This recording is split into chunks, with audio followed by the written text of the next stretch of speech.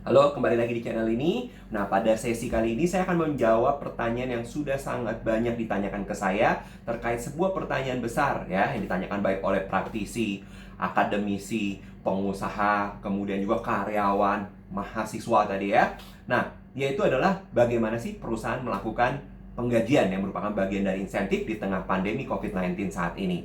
Nah, untuk menjawab pertanyaan tersebut, saya akan memberikan secara gambaran global ya, bahwa dalam situasi pandemi COVID-19 ini tidak hanya menimpa Indonesia sebenarnya ya, karena ini masalah global. Tetapi kalau kita membahas spesifik pada Indonesia, memang mulai muncul ditemukan kasus ini ada per awal Maret. Nah, awal Maret bisnis masih normal gitu ya. Kemudian pada saat akhir Maret mulai banyak perusahaan yang melakukan pembatasan ruang gerak terhadap karyawan. Karena apa? Ada himbauan dari pemerintah, social distancing, physical distancing.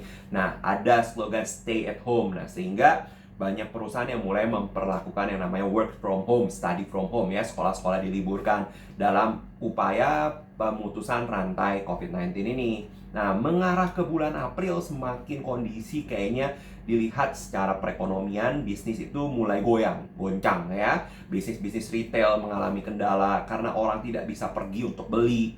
Kemudian juga karena ekonomi yang slowing down, demand atas barang dan jasa pun berkurang. Nah, sehingga ini menjadi permasalahan bagi bisnis-bisnis untuk menyiasati pembayaran biaya operasional. Salah satu biaya operasional yang bisa dikatakan cukup besar dan sangat mengganggu cash flow perusahaan sebenarnya adalah pada saat pembayaran gaji karyawan. Nah, di sini banyak perusahaan yang mulai bingung bagaimana kalau operasional saya nggak bisa jalan, nggak bisa jualan, nggak ada pendapatan, kita bagaimana membayar karyawan. Nah, di satu sisi karyawan juga punya kegelisahan, disuruh work from home atau mungkin tinggal aja di rumah gitu ya. Mereka nggak ke kantor, mereka juga tidak mendapatkan pendapatan. Nah, di sini polemik itu terjadi. Nah, sehingga banyak yang bertanya nih, bagaimana nih perusahaan itu menyikapi kondisi ekonomi saat ini di tengah bisnis nggak bisa jalan dan juga kita harus stay at home. Nah, pandemi COVID-19 nggak tahu juga sampai kapan gitu ya. Nah, untuk menjawab pertanyaan itu saya membagi perusahaan dalam 3 kategori. Yang kategori pertama namanya kategori siap. Nah, kategori siap itu karena 2 kondisi. Bahwa pertama, karena bisnisnya tidak terganggu dengan kondisi saat ini. Tidak terganggu itu maksud saya adalah secara jangka pendek, bukan secara jangka panjang. Contoh, industri pendidikan. Nah, industri pendidikan kalau anak-anak kita sekolah gitu ya, murid udah pasti dia akan wajib sekolah sampai Juni nanti.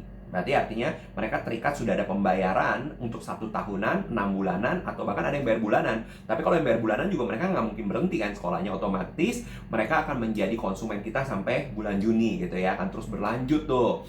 Nah, walaupun bayar uang sekolahnya bulanan, ada yang malah yang udah bahkan 6 bulan udah bayar, atau bahkan yang 1 tahunan dia bayar, berarti tidak terpengaruh karena mereka sudah mendapatkan pendapatan tersebut. Tinggal bagaimana memaintain strategi, mendeliver value daripada kondisi saat ini yang tidak mungkin bisa face to face, mereka bisa sampaikan materi misalnya gitu ya, sehingga pembelajaran tetap berjalan. Nah, universitas pun sama ya. Universitas mereka mahasiswa sudah terikat kontrak dalam artian untuk menyelesaikan studi mereka 1 semester.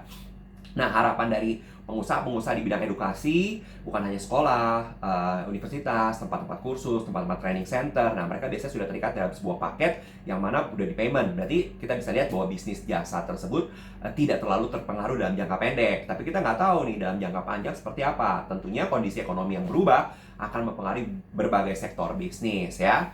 Nah, kemudian dikatakan siap yang kedua adalah bahwa perusahaan tersebut memang sudah memiliki cadangan finansial. Artinya, di dalam perencanaan keuangan perusahaan, controllernya atau bagian keuangannya, direktur keuangannya, mereka memang sudah memaintain adanya nilai kas minimum yang harus dimaintain untuk mempertahankan mereka punya organisasi, punya perusahaan. Misalnya, kas itu harus selalu available untuk mengcover operasional selama 2 bulan atau 3 bulan. Nah, sehingga dapat dikatakan perusahaan tersebut siap. Nah, siap itu dua tadi ya, bahwa memang bisnisnya tidak terpengaruh dalam jangka pendek, ataupun kedua, mereka memiliki cadangan secara finansial atau keuangan, nilai kas yang liquid.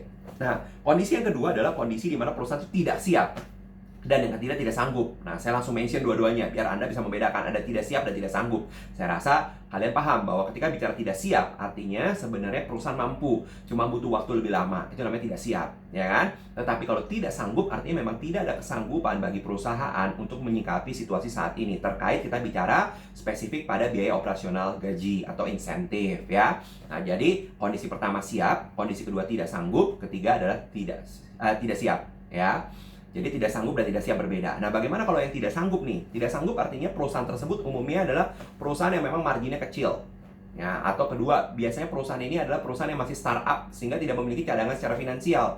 Nah, otomatis menyikapi kondisi saat ini yang mana mereka punya mungkin beberapa karyawan atau banyak karyawan dan situasi mereka tidak bisa menghasilkan pendapatan, apa yang mereka bisa lakukan? Nah, umumnya mereka bisa melakukan, yang umumnya mereka lakukan ya, yaitu mereka meliburkan sampai dengan jangka waktu yang tidak ditentukan. Artinya, perusahaan tersebut karena tidak dapat beroperasional, sehingga karyawannya tidak mungkin produktif di tempat usaha, baik itu di toko, di kantor gitu ya. Akhirnya mereka diliburkan sampai dengan batas waktu yang tidak ditentukan. Nah, artinya kita nggak tahu nih apakah bisnis itu pun akan continue atau tidak, gitu. Nah, strategi kedua mungkin perusahaan tersebut itu bisa mencutikan atau kadang-kadang disebut dengan nama unpaid leave. Kalau mencutikan ini artinya karyawan dipaksakan untuk mengambil cuti. Nah, kalau mengambil cuti bisa aja cuti itu diambil dalam 2 minggu, 3 minggu sambil beriring berjalan. Ketika unpaid leave artinya perusahaan tidak membayar karyawan ketika mereka di rumah, ya. Nah, apakah perusahaan tersebut memberlakukan work from home? Nah, otomatis itu ada negosiasi antara perusahaan dengan karyawan. Bagaimana? Apakah karyawan tetap dianggap bekerja atau tidak? Tapi ada pemotongan baik uang transport, uang makan, atau ada potongan sekian porsi dari gaji mereka. Nah, tetapi kalau dikategorikan sebagai unpaid leave, otomatis benar-benar karyawan tersebut dibebas tugaskan. Nah, masalah pembayaran biasanya karena tidak dibayar akan dihitung proporsional berapa sering mereka bekerja atau pergi ke kantor atau diberikan penugasan ke rumah. Jadi ada dua ya kemungkinan tadi yang saya bisa gambarkan. Pertama mungkin diliburkan artinya totally perusahaan tidak beroperasi dan karyawan diliburkan sampai dengan jangka waktu yang tidak ditentukan. Atau yang kedua perusahaan melakukan unpaid leave, mencutikan karyawan. Nah, mencutikan itu sebenarnya karyawan memiliki hak untuk tidak mendapat pekerjaan di rumah karena itu namanya cuti dan karyawan tidak mendapat bayaran. Nah, otomatis biasanya perusahaan ini sebenarnya pengen ada intensi untuk terus beroperasi sehingga mungkin dia akan bergilir. Sebagian karyawan diliburkan dulu unpaid leave selama 2 minggu, sebagian masuk. Nanti digilir. Nah, yang tadinya habis unpaid leave mereka harus masuk dan mereka dibayar, sedangkan yang tadinya kerja mereka diliburkan dulu. Nah, sehingga strategi itu dapat dijadikan untuk pengurangan biaya operasional terutama gaji. Ya, operasional itu tidak hanya pada gaji sebenarnya. Operasional kantor pun sebenarnya bisa dihemat dengan adanya sistem bergilir tersebut dengan unpaid leave tadi, ya. Nah, tetapi bagaimana kalau kebijakannya itu perusahaan work from home? Nah, tentunya work from home karyawan tetap dianggap bekerja sebenarnya. Cuman operasional secara kantor ditutup. Nah, oleh karena itu biasanya ada negosiasi antara perusahaan atau pengusaha dengan karyawannya. Misalnya pengurangan uang transport, makan, ataupun sekian porsi dari gaji yang berkurang, ya. Nah, itu tadi perusahaan yang dikatakan tidak sanggup. Nah, tetapi kalau tidak siap sekarang ya. Kalau tidak siap, ya perusahaan bisa aja menggunakan dua strategi yang tadi, tapi saya ada beberapa tambahan ya. Misalnya gini, kalau tadi nggak tidak siap artinya perusahaan itu sebenarnya memiliki kesanggupan, cuma butuh waktu, gitu kan ya. Nah, maka perusahaan tadi ya udah deh, karena bisnis kita juga nggak ada touch dengan konsumen, nah sehingga nggak ada yang beli juga, gitu ya. Mungkin restoran-restoran besar yang biasanya dine in sekarang nggak mungkin, gitu kan, harus take away dan mereka tidak provide. Nah, akhirnya gimana? Ya udah diliburkan dulu deh sampai jangka waktu tertentu dan kita nggak tahu nih cabang mana yang mau ditutup, mana yang tetap dilanjutkan, gitu ya. Atau dicutikan dengan shift ya, unpaid leave gitu lah misalnya ya. Nah, artinya ada yang sebagian masuk, ada yang sebagian libur tanpa dibayar. Itu dengan kondisi yang tadi tidak sanggup tuh, memang nggak ada keuangannya gitu ya. Nah, kalau yang tidak siap, nah dia bisa tambahkan. Nah, yang pertama mereka bisa menerapkan tadi misalnya work from home. Nah, work from home itu mereka kalau memiliki cukup dana yang mereka bisa bayarkan, ya oke, berarti mereka work from home-nya tetap dibayar seperti mereka bekerja biasa atau mereka ada pengurangan baik uang makan, transport, porsi dari gaji. Nah, tetapi setidaknya mereka bisa menghemat biaya operasional mereka karena operasional mereka akan berkurang seperti misalnya air minum untuk karyawan, listrik di kantor, AC. Nah, itu bisa dihemat dan itu bisa menjadi subsidi perusahaan dalam menghitung kalkulasi budget perencanaan mereka untuk membayar gaji penuh bagi karyawan yang work from home. Nah, kemudian ada juga strategi dengan cara dicicil. Nah, dicicil itu ada dua nih contohnya. Nah, dicicil itu artinya gini, dia bisa mengatakan kepada karyawannya, sorry nih dalam posisi bulan April dan Mei, saya nggak bisa bayar gajinya. Tapi kalian tetap bekerja kan? Nah, caranya saya akan cicil.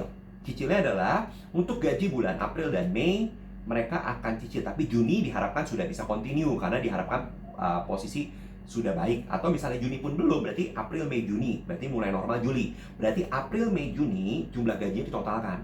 Nah, contohnya gaji berapa sih? Misalnya 6 juta. 6, 18 juta nih jadi. Nah, ketika 18 juta itu, mereka akan cicil. Bisa 18 juta itu dibayar setiap bulannya dulu 2 juta, 2 juta, 2 juta.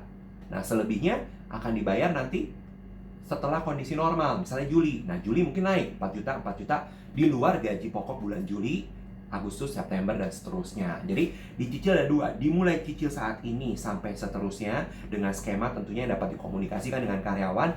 Atau yang kedua, dicicil setelah kondisi normal. Jadi, dia bisa katakan pada karyawannya, mohon maaf dengan kondisi seperti ini, perusahaan tetap jalan. Walaupun kalian sebagian boleh libur, work from home, atau libur gitu ya. Nah, kita akan membayar misalnya full. Nah, selama 3 bulan, yaitu April, Mei, Juni. Namun pembayarannya nggak sekarang, yaitu pembayarannya bertahap mulai Juli sampai dengan mungkin Desember. Nah, sehingga karyawan pada saat bulan Juli sampai Desember, selain memperoleh gaji bulan itu, dia juga memperoleh tambahan cicilan gajian dari bulan April, Mei, dan Juni. Nah, itu dengan cara dicicil. Dan yang kedua, bisa jadi perusahaan itu membayarkan sebagian saja.